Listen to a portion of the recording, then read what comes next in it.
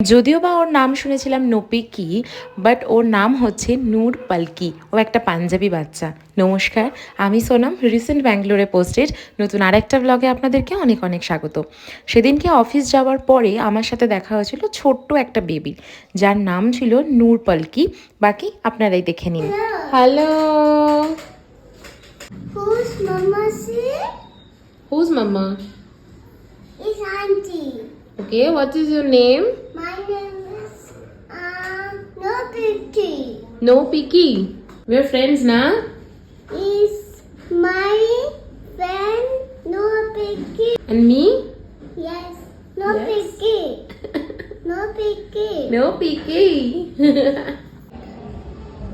Yummy is yummy.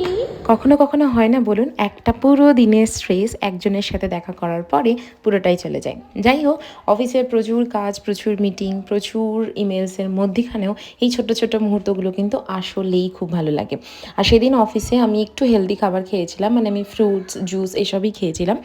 এখন ব্যাঙ্গালোরে এসে রিসেন্ট আমি খুব বেশি করে ফ্রুটস খাচ্ছি, কারণ আমি কলকাতাতে কোনো দিন খুব একটা ফল বা সবজি খেতে পছন্দ করতাম না, কিন্তু এখানে আসার পরে আসলেই আমি ফলটা খেতে পছন্দ করছি। জানি না কেন, হতেই পারে টেস্ট চেঞ্জ হওয়ার কারণেই এটা হচ্ছে।